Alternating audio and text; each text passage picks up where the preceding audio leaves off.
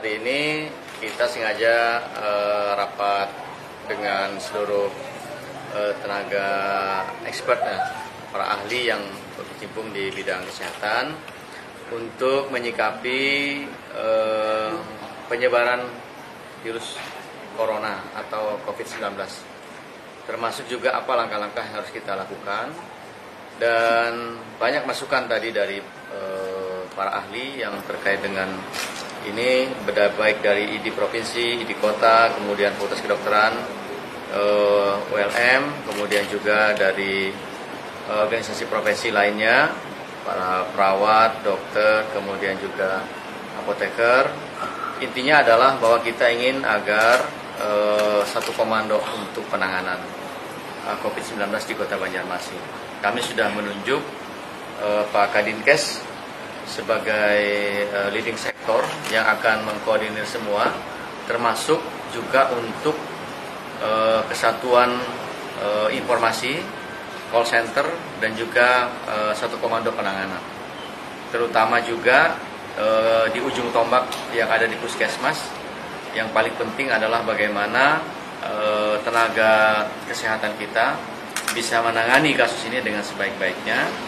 Dan yang paling penting adalah standar agar keselamatan mereka juga menjadi prioritas. Nah, oleh karena itu banyak usulan. Saat ini kami belum bisa memutuskan bahwa Banjarmasin ada kasus berapa, dan juga belum ada kondisi darurat ya, yang kemudian memaksa kita untuk meliburkan aktivitas perkantoran atau aktivitas sekolah. Sehingga kemudian kami ingin agar prosesnya dipantau terus dan nanti bisa dijelaskan oleh Dinas Kesehatan terkait dengan jumlah orang yang dalam pemantauan. Kemudian yang paling penting adalah bahwa kami akan mengupdate surat edaran terbaru agar kita semua lebih perhatian terhadap penyebarannya. Yang paling penting adalah menghindarkan kegiatan yang sifatnya mengumpulkan lebih dari 50 orang. Konsentrasi massa lebih dari 50 orang untuk menghindari penularan. Untuk mal kan kemarin dari mal sudah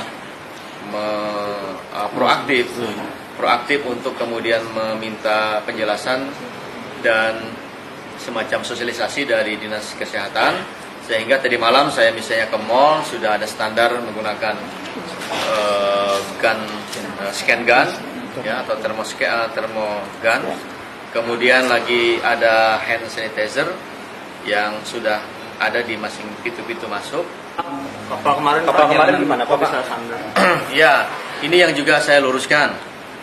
Saya tidak tahu dari mana sumbernya bahwa Samarinda menolak Banjarmasin sandar.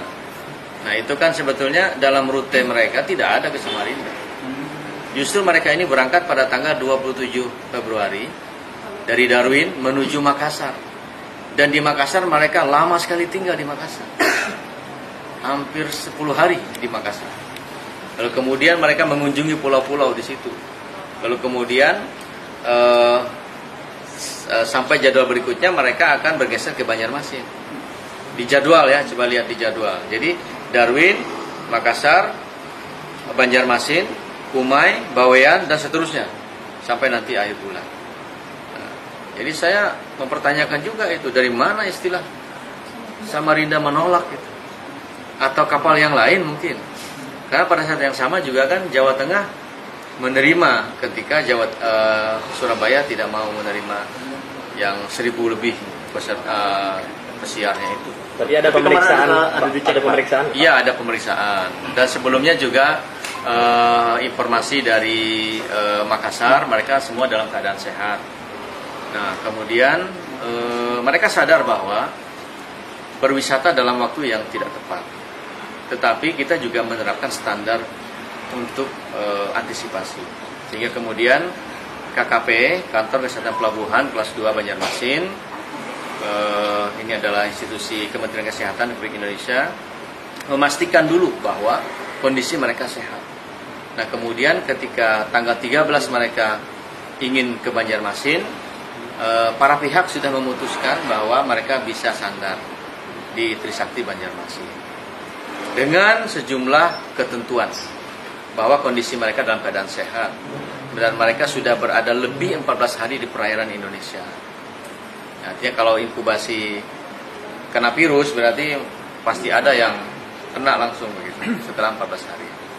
Nah, lalu kemudian ketika mereka sadar kemarin sore jam 3, kemudian KKP langsung naik ke kapal dan memastikan pemeriksaan sekali lagi dan mereka dalam keadaan sehat sehingga kemudian diizinkan untuk turun ke dermaga saja. Turun ke dermaga. Sampai dermaga ya, Pak? Hah? Nggak sampai keluar? Tidak sampai keluar. Mereka pun takut sebetulnya untuk keluar karena situasi yang memang masih seperti itu. Nah kemudian dari Pelindo menyiapkan berbagai macam acara di situ di dermaga saja. Setelah itu mereka sore naik ke kapal lagi dan mereka istirahat di kapal. Kemudian tadi subuh dengan menggunakan boat yang memang ada di kapal itu sendiri dan sisanya menggunakan speedboat, mereka menuju ke Lok Baintan. Tidak mampir di Siring, tidak mampir. Terus ke Lok Baintan. Setelah itu kemudian mereka balik ke kapal Trisakti. Kemudian masuk kapal semua jam 9 tadi pagi mereka berlayar meninggalkan Trisakti Banjarmasin. Dari rencana semula ke Kumai akhirnya dibatalkan dan mereka menuju ke Bali. Dari Bali mereka transit kemudian menuju Ngurah Rai menggunakan pesawat akan kembali ke Darwin. Jadi jadwal berikutnya kurang lebih setengah bulan rute-rute yang harusnya mereka akan lalui itu dibatalkan semua sehingga mereka kemudian kembali ke Australia. Dan mohon doanya mudah-mudahan tidak terjadi apa-apa karena memang kita juga sudah menerapkan standar kesehatan dan pemeriksaan dan kami ingin pastikan bahwa setelah ini tidak ada lagi kapal pesiar yang sandar di Banjarmasin sampai dengan kondisi darurat ini dicabut oleh pemerintah pusat.